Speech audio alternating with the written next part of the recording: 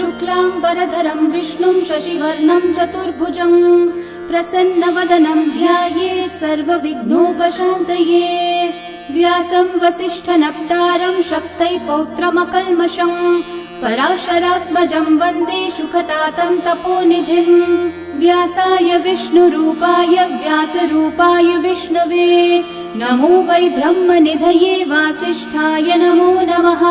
अविकाराय शुद्धाय नित्याय परमात्मने सदैकरूपरूपाय विष्णवे सर्वजिष्णवे।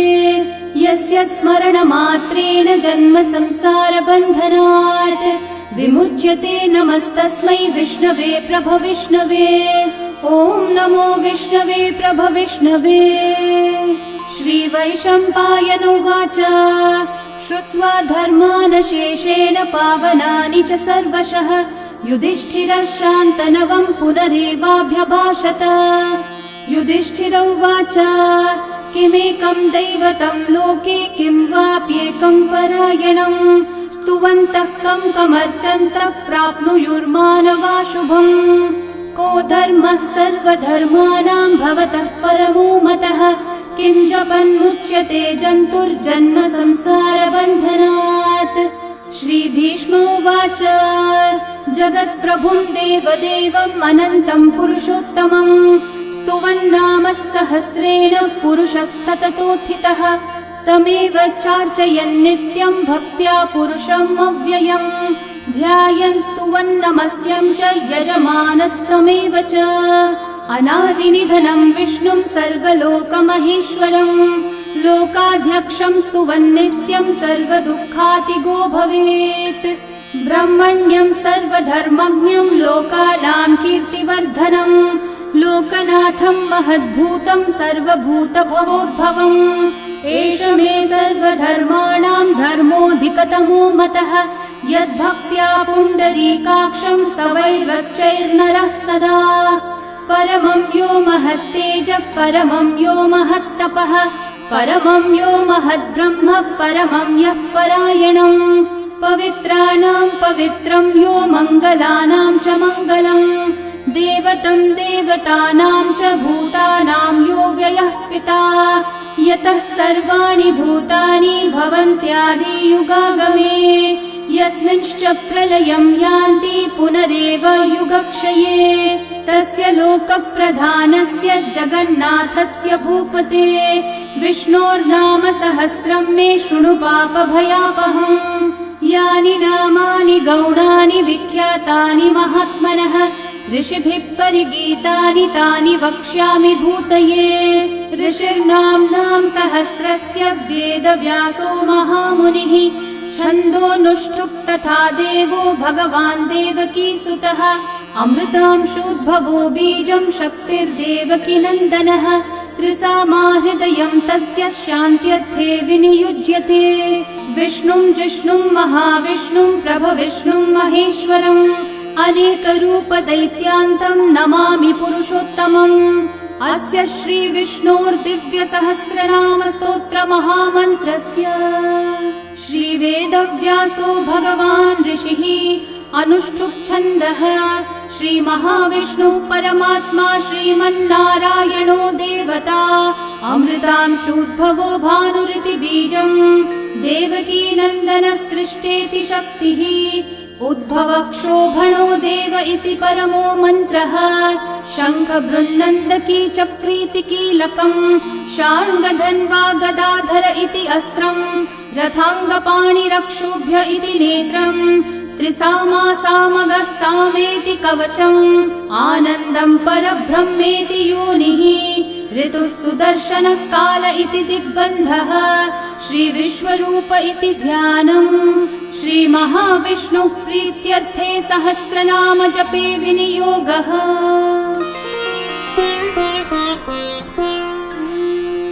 ध्यानम् क्षीरोधन्वत्प्रदेशे शुचिमणिविलसत्सैकते मौक्तिकानां माला क्लृप्तासनस्थस्फटिकमणिनिभैर्मौक्तिकैर्मण्डिताङ्गः शुभ्रैरभ्रैरतभ्रैरुपरि विरचितैर्मुक्तपीयूषवर्षैः आनन्देन पुनीयादरिनलिनगदा शङ्खपाणिर्मुकुन्दः भुः पादौ यस्य नाभिर्वियदसुरनिलश्चन्द्रसूर्यौ च नेत्रे कर्णावाशाशिरौ द्योर्मुखमपि दहनो यस्य वास्तेयमब्धिः अन्तस्थं यस्य विश्वं सुरनरखगो भोगि गन्धर्वदैत्यैः चित्रं रं रम्यतेतं त्रिभुवनविपुषं विष्णुमीशं नमामि। ॐ नमो भगवते वासुदेवाय। शान्ताकारं भुजगशयनं पद्मनाभं सुरेशं विश्वाधारं गगनसदृशं मेघवर्णं शुभाङ्गं लक्ष्मीकान्तं कमलनयनं योगिहृद्ध्यानगम्यं वन्दे विष्णुं भवभयहरं सर्वलोकैकनाथं मेघश्यामं पीतकौशेयवासं श्रीवत्साङ्कं कौस्तुभोद्भासिताङ्गं पुण्योपेतं पुण्डरीकायताक्षं विष्णुं वन्दे सर्वलोकैकनाथं नमः समस्तभूतानामादिभूताय भूभृते अनेकरूपरूपाय विष्णवे प्रभविष्णवे सशङ्खचक्रं सकिरीटकुण्डलं सपीतवस्त्रं सरसीरुहेक्षणं सहारवक्षस्थलशोभिकौस्तुभं नमामि विष्णुं शिरसा चतुर्भुजम् छायायां पारिजातस्य हेमसिंहासनोपरि आसीनमम्बुदश्याममायताक्षम् अलङ्कृतम् चन्द्राननं चतुर्बाहुं श्रीवत्साङ्कितवक्षसं रुक्मिणी सत्यभामाभ्यां सहितं कृष्णमाश्रये। ॐ विश्वं विष्णुर्वषट्कारो भूतभव्यभवत्प्रभुः भूतकृद्भूतभृद्भावो भूतात्मा भूतभावनः भूतात्मा परमात्मा च मुक्तानां परमागतिः अव्ययः पुरुषः साक्षी क्षेत्रज्ञोऽक्षर एव च योगो योगविदां नेता प्रधानः पुरुषेश्वरः नारसिंहः वपुः श्रीमान् केशवः पुरुषोत्तमः सर्वः शर्वः शिवस्थाणोर्भूतादिर्निधिरव्ययः सम्भवो भावनो भर्ता प्रभवः प्रभुरीश्वरः स्वयंभू शम्भुरादित्यः पुष्कराक्षो महास्वनः अनादिनिधनो धाता विधाता धातुरुत्तमः अप्रमेयो ऋषिकेशः पद्मनाभोऽमरः प्रभुः विश्वकर्मा मनुस्त्वष्टा स्थविष्ठस्थविरो ध्रुवः अग्राह्यः शाश्वतः कृष्णो लोहिताक्षः प्रतर्दनः प्रभुतस्त्रिककुब्धामः पवित्रं मङ्गलं परम् ईशानः प्राणदः प्राणो ज्येष्ठः श्रेष्ठः प्रजापतिः हिरण्यगर्भो भूगर्भो माधवो मधुसूदनः ईश्वरो विक्रमी धन्वी मेधावी विक्रमक्रमः अनुत्तमो दुराधर्षः कृतज्ञः कृतिरात्मवान् सुरेशः शरणं शर्म विश्वरेतः प्रजाभवः अहः संवत्सरो व्याळः प्रत्ययः सर्वदर्शनः अजः सर्वेश्वरः सिद्धिः सिद्धि सर्वादिरच्युतः वृषा कपिरमेयात्मा सर्वयोगविनिःसृतः वसुर्वसुमना सत्यः समात्मा संवितः समः अमोघः पुण्डरीकाक्षो वृषकर्मा वृषाकृतिः रुद्रो बहुशिरा बभ्रुर्विश्वयोनिः शुचिश्रवाः अमृतः शाश्वतस्थाणोर्वरारोहो महातपाः सर्वगः सर्वविद्भानुः विश्वक्सेनो जनार्दनः वेदो वेदविदव्यङ्गो वेदाङ्गो वेदवित्कविः लोकाध्यक्षः सुराध्यक्षो धर्माध्यक्षः कृताकृतः चतुरात्मा चतुर्व्यूहश्चतुर्दंष्ट्रश्चतुर्भुजः भ्राजिष्णुर्भोजनं भोक्ता सहिष्णुर्जगदादिजः अनघो विजयो जेता विश्वयोनिः पुनर्वसुः उपेन्द्रो वामनः प्रांशुरमोघः शुचिरूर्चितः अतीन्द्रः सङ्ग्रहः सर्गो धृतात्मा नियमो यमः वेद्यो वैद्यः सदा योगी वीरः माधवो मधुः अतीन्द्रियो महामायो महोत्साहो महाबलः महाबुद्धिर्महावीर्यो महाशक्तिर्महाद्युतिः अनिर्देश्य वपुः श्रीमान् अमेयात्मा महाधृतक् महेश्वासो महीभर्ता श्रीनिवासः सतां गतिः अनिरुद्धः सुरानन्दो गोविन्दो गोविदाम्पतिः मरीचिर्दमनोहंसः सुपर्णो भुजगोत्तमः हिरण्यनाभः सुतपः पद्मनाभः प्रजापतिः अमृत्युः सर्वदृक्सिंहः सन्धाता सन्धिमान् स्थिरः अजो दुर्मशनः शास्ता विश्रुतात्मा सुरारिः गुरुर्गुरुतमो धामः सत्यः सत्यः पराक्रमः निमिषो निमिषस्रग्वी वाचस्पतिरुदारधीः अग्रणीर्ग्रामणी श्रीमान् न्यायो नेता समीरणः सहस्रमूर्धा विश्वात्मा सहस्राक्षः सहस्रपात् आवर्तनो निवृत्तात्मा संवृतः सम्प्रमर्दनः अहः संवर्तको वह्निरनिलो धरणीधरः सुप्रसादः प्रसन्नात्मा विश्वदृग्विश्वभुग्विभुः सत्कर्ता सत्कृतः साधुर्जन्मोर्नारायणो नरः असंख्येयो प्रमेयात्मा विशिष्टः शिष्टकृच्छुचिः सिद्धार्थः सिद्धसङ्कल्पः सिद्धिदः सिद्धिसाधनः वृषाही वृषभो विष्णुर्वृषपर्वा वृषोदरः वर्धनो वर्धमानश्च विविक्तः श्रुतिसागरः सुभुजो दुर्धरो वाग्मी महेन्द्रो वसुदो वसुः नैकरूपो बृहद्रूपः शिपिविष्टप्रकाशनः ओजस्तेजोद्युतिधरः प्रकाशात्मा प्रतापनः ऋद्धस्पष्टाक्षरो मन्त्रश्चन्द्रांशूर्भास्करद्युतिः अमृतांशूद्भवो भानुर्शशबिन्दुः सुरेश्वरः औषधं जगतः सेतुः सत्यधर्मः पराक्रमः भूतभव्यभवन्नाथः पवनः पावनो नलः कामः कामकृत्कान्तः कामः कामप्रदः प्रभुः युगादिकृद्युगावर्तो नैकमायो महाशनः अदृश्यो व्यक्तरूपश्च सहस्रजिदनन्तजित् इष्टो विशिष्टशिष्टेष्ठः शिखण्डी नहुषो वृषः क्रोधः क्रोधकृत्कर्ता विश्वबाहुर्महीधरः अच्युतः प्रथितः प्राणः प्राणदो वासवानुजः अपान्निधिरधिष्ठानम् अप्रमत्तः प्रतिष्ठितः स्कन्दस्कन्दद्धरो धुर्यो वरदो वायुवाहनः वासुदेवो बृहद्भानुरादिदेवः पुरन्दरः अशोकस्थारणस्थारः शूरः शौरिर्जनेश्वरः अनुकूलः शतावर्तः पद्मी पद्मनिभीक्षणः पद्मनाभोरविन्दाक्षः पद्मगर्भः शरीरभृत् महर्धिरिग्धो वृद्धात्मा महाक्षो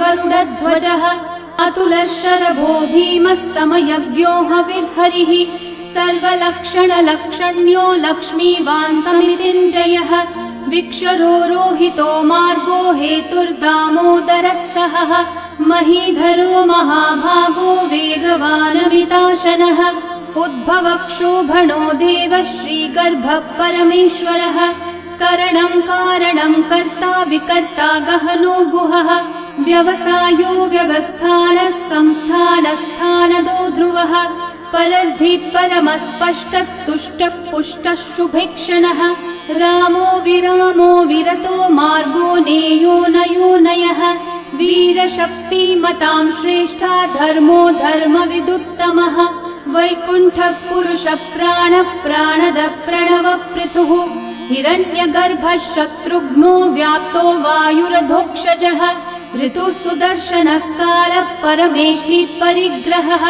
उग्रः संवत्सरो दक्षो विश्रामो विश्वदक्षिणः विस्तारस्थावरस्थाणुः प्रमाणं बीजमव्ययम् अर्थोऽनर्थो महाकोशो महाभोगो महाधनः अनिर्विण्णस्थविष्ठो भूर्धर्मयूपो महामखः नक्षत्रनेमिर्नक्षत्री क्षामः समीहनः यज्ञयुज्यो महेज्यश्च क्रतुः सत्रं सताङ्गतिः सर्वदर्शी विमुक्तात्मा सर्वज्ञो ज्ञानमुत्तमम् सुव्रतः सुमुखः सूक्ष्मः सुघोषः सुखदः सुहृत् मनोहरोजितक्रोधो वीरबाहुर्विदारणः स्वापनः स्ववशो व्यापी नैकात्मा नैककर्मकृत् वत्सरो वत्सलो वत्सी रत्नगर्भो धनीश्वरः धर्मगुग्धर्मकृद्धर्मी सदसक्षरमक्षरम् अविज्ञाता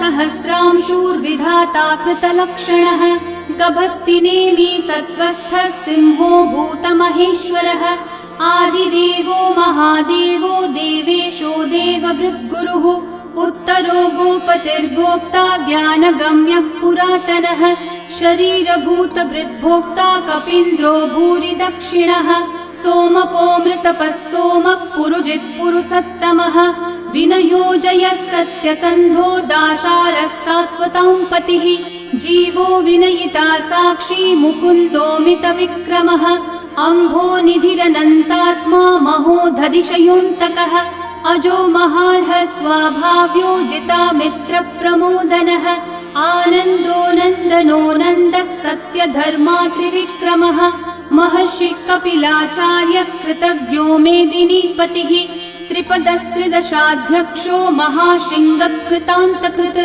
महावराहो गोविन्दः सुषेणः कनकाङ्गदी गुह्यो गभीरो गहनो गुप्तश्चक्रगदाधरः वेधास्वाङ्गोजितः कृष्णो दृढसङ्कर्षणोच्युतः वरुणो वारुणो वृक्षः पुष्कराक्षो महामनाः भगवान् भगहानन्दी वनमाली हलायुधः आदित्यो ज्योतिरादित्यः सहिष्णुर्गतिसत्तमः सुधन्वाखण्ड परशुर्दारुणो द्रविणप्रदः दिवस्पृक् सर्वदृग्व्यासो वाचस्पतिरयो निजः त्रिसामासामगः सामन्निर्वाणम् भेषजम्भिषक् सन्न्यासकृच्छमः शान्तो निष्ठा शान्तिपरायणम् शुभाङ्गः शान्तिदः सृष्टा कुमुदः कुवलेशयः गोहितो गोपतिर्गोप्ता वृषभाक्षो वृषप्रियः अनिवर्ती निवृत्तात्मा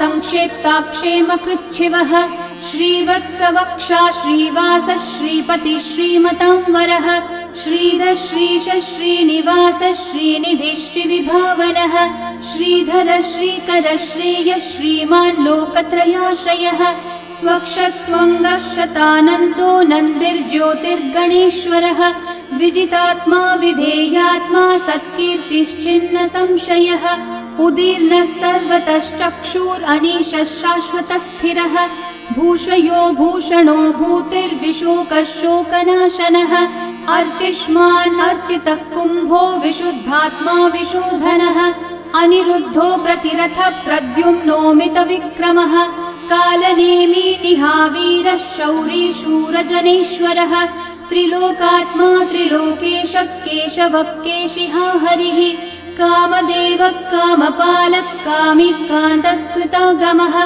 अनिर्देश्य वपुर्विष्णु वीरोऽनन्तो धनञ्जयः ब्रह्मण्यो ब्रह्मकृद् ब्रह्मा ब्रह्म ब्रह्मविवर्धनः ब्रह्मविद् ब्राह्मणो ब्रह्मी ब्रह्मज्ञो ब्राह्मणप्रियः महाकर्मो महाकर्मा महातेजा महोरगः महाक्रतुर्महायज्वा महायज्ञो महाहविः स्तव्यस्तव प्रियस्तोत्रम् स्तुतिस्तोतारणप्रियः पूर्णपूरयिता पुण्यकीर्तिरणामयः मनोजवस्तीर्थकरो वसुरेता वसुप्रदः वसुप्रदो वासुदेवो वसुर्वसुमनाहविः सद्गति सत्कृति सत्ता सद्भूति सत्परायणः शूरसेनो यदुश्रेष्ठः सन्निवासः सुयामुनः भूता वासो वासुदेवः सर्वासु निलयो नलः दर्पः दर्पदो दृप्तो दुर्धरोऽथा पराजितः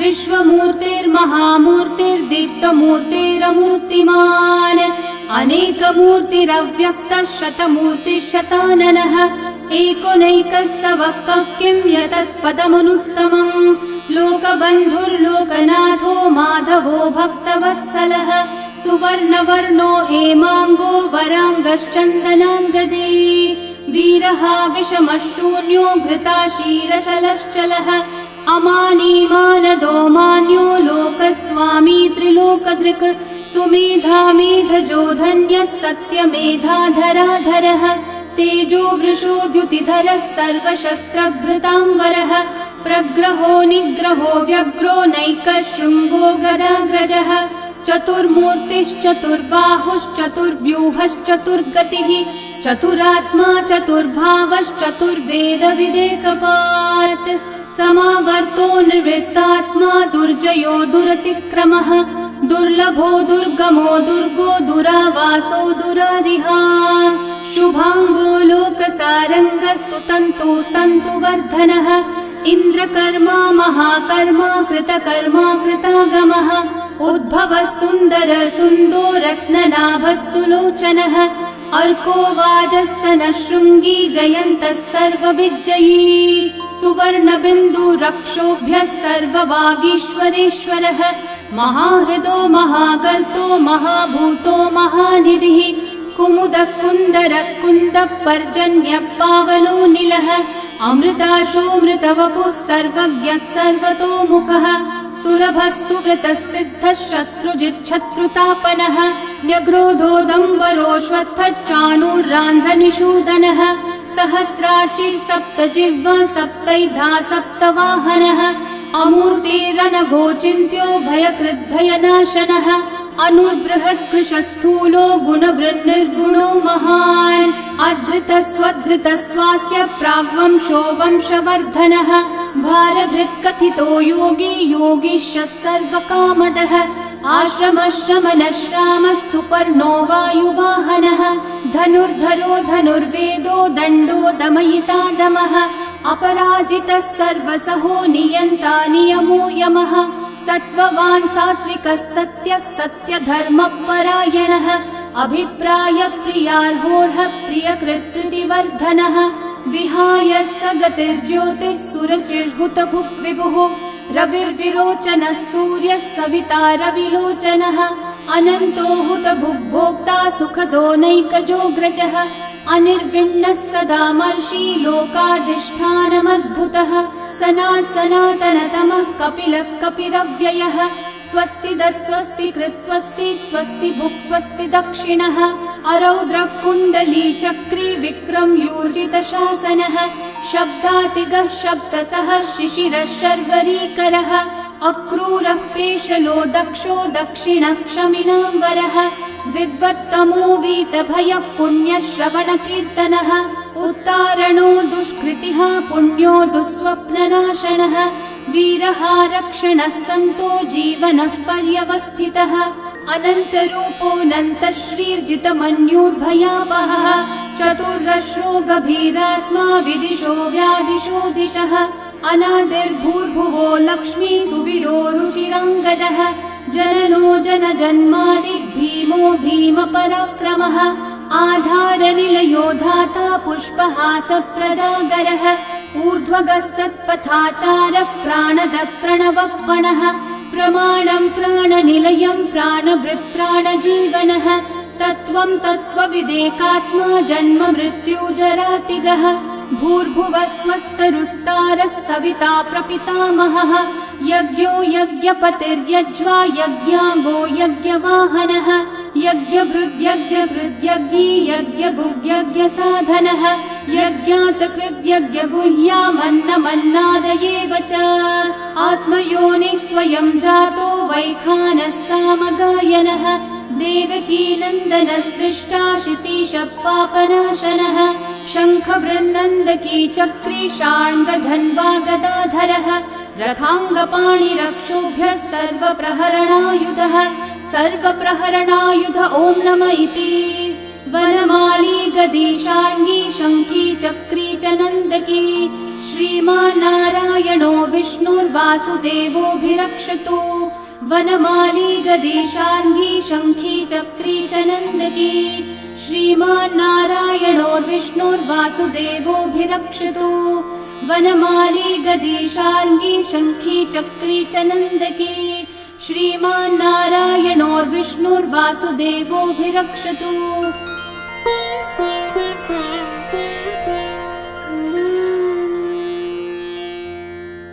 इतीदं कीर्तनीयस्य केशवस्य महात्मनः नाम्नां सहस्रं दिव्यानाम् अशेषेण प्रकीर्तितम्। य इदं शृणुयान्नित्यं यश्चापि परिकीर्तयेत् न शुभं प्राप्नुयात् किञ्चित् सोमुत्रेह च मानवः। वेदान्तगो ब्राह्मणः स्यात् क्षत्रियो विजयी भवेत्। वैश्यो धनसमृद्धः स्यात् शूद्रः सुखमवाप्नुयात्।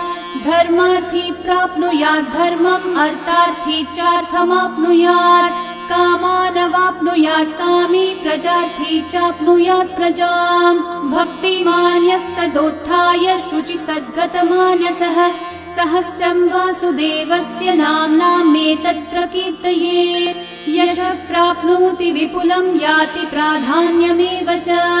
अचलां श्रियमाप्नोति श्रेय प्राप्नोत्यनुत्तमम्। न भयं क्वचिदाप्नोति वीर्यं तेजश्च विन्दति। भवत्यरोगो द्युतिमान् बलरूपगुणान्वितः। रोगार्तो मुच्यते रोगात् बद्धो मुच्येत बन्धनात्। भयान्मुच्येत भीतस्थो मुच्येतापन्न आपदः। दुर्गान्यतितरत्याशु पुरुषः पुरुषोत्तमम्। स्तुवन्नाम सहस्रेण नित्यं भक्ति समन्वितः। वासुदेवाश्रयो मर्त्यो वासुदेवपरायणः। सर्वपापविशुद्धात्मा याति ब्रह्म सनातनम्। न वासुदेव भक्तानामशुभं विद्यते क्वचित्। जन्म मृत्यु जरा व्याधि भयं नैवोपजायते। इमं स्तवमधीयानः श्रद्धा भक्ति समन्वितः। युज्येतात्मसुखः शान्ति श्रीधृति स्मृतिकीर्तिभिः। न क्रोधो न च मात्सर्यं न लोभो नाशुभा मतिः। भवन्ति कृतपुण्यानां भक्तानां पुरुषोत्तमे। द्यौस चन्द्रार्कनक्षत्राखं दिशो भूर्महो दधिः। वासुदेवस्य वीर्येण विदतानि महात्मनः। ससुरासुरगन्धर्वं सयक्षूरगराक्षसं। जगद्वशे वर्ततेदं कृष्णस्य सचराचरम्। इन्द्रियाणि मनोबुद्धिः सत्त्वं तेजो बलं द्युतिः। वासुदेवात्मकन्याहुः क्षेत्रं क्षेत्रज्ञ एव च। सर्वागमानामाचार प्रथमं परिकल्पते। आचार प्रभवो धर्मो धर्मस्य प्रभुरच्युतः। ऋषयः पितरो देवा महाभूतानि धातवः। जङ्गमाजङ्गमं चेदं जगन्नारायणोद्भवम्। योगो ज्ञानं तथा साङ्ख्यं विद्या शिल्पादिकर्म च। वेदाः शास्त्राणि विज्ञानम् एतत् सर्वं जनार्दनात्। एको विष्णुर्महद्भूतं पृथक् भूतान्यनेकशः। त्रीन् लोकान् व्याप्य भूतात्मा भुङ्क्ते विश्वभुगव्ययः। इमं स्तवं भगवतो विष्णोर्व्यासेन कीर्तितम्। पठ्येद्य इच्छेत् पुरुषः श्रेय प्राप्तुं सुखानि च। विश्वेश्वरमजं देवं जगतः प्रभुमव्ययम्। भजन्ति ये पुष्कराक्षं न ते यान्ति पराभवम्। न ते यान्ति पराभवम्। ॐ नमः इति। अर्जुनोवाच पद्मपत्र विशालाक्ष पद्मनाभः सुरोत्तम। भक्तानामनुरक्तानां त्राता भव जनार्दन। श्रीभगवानुवाच यो मां नाम सहस्रेण स्तोतुमिच्छति पाण्डव। सोऽहमेकेन श्लोकेन स्तुतयेव न संशयः। स्तुतयेव न संशय। ॐ नमः इति। व्यास उवाच वासनाद् वासुदेवस्य वासितं भुवनत्रयम्। सर्वभूतनिवासोऽसि वासुदेव नमोऽस्तुते। श्रीवासुदेव नमोऽस्तुत। ॐ नमः इति। पार्वत्योवाच केनोपायेन लघुना विष्णोर्नाम सहस्रकम्। पठ्यते पण्डितेर्नित्यं श्रोतुमिच्छाम्यहं प्रभो। ईश्वरोवाच श्रीराम राम रामेति रमे रामे मनोरमे। सहस्रनाम तत्तुल्यं राम नाम वरानने। श्रीराम राम रामेति रमे रामे मनोरमे। सहस्रनाम तत्तुल्यं राम नाम वरानने। श्रीराम राम रामेति रमे रामे मनोरमे। सहस्रनाम तत्तुल्यं रामनाम वरानने श्रीरामनाम वरानन ॐ नम इति। ब्रह्म उवाच नमोऽस्त्वनन्ताय सहस्रमूर्तये सहस्रपादाक्षि शिरोरुबाहवे सहस्रनाम्ने पुरुषाय शाश्वते सहस्रकोटियुगधारिणे नमः। सहस्रकोटियुगधारिण ॐ नम इति। सञ्जय उवाच यत्र योगेश्वर कृष्णो यत्र पार्थो धनुर्धरः तत्र श्रीर्विजयो भूतिर्ध्रुवा नीतिर्मतिर्मम। श्रीभगवानुवाच अनन्याश्चिन्तयन्तो मा ये जनाः पर्युपासते तेषां नित्याभियुक्तानां योगक्षेमं वहाम्यहम्। परित्राणाय साधूनां विनाशाय च दुष्कृतां धर्म संस्थापनार्थाय सम्भवामि युगे युगे। आर्ता विषण्णा शिथिलाश्च भीता घोरेषु च व्याधिषु वर्तमानाः संकीर्त्य नारायण शब्दमात्रं विमुक्तदुःखा सुखिनो भवन्तु। कायेन वाचा मनसैन्द्रियैर्वा बुद्ध्यात्मना वा प्रकृते स्वभावात् करोमि यद्यत् सकलं परस्मै नारायणायेति समर्पयामि। श्रीविष्णु सहस्रनाम स्तोत्रं सम्पूर्णम्।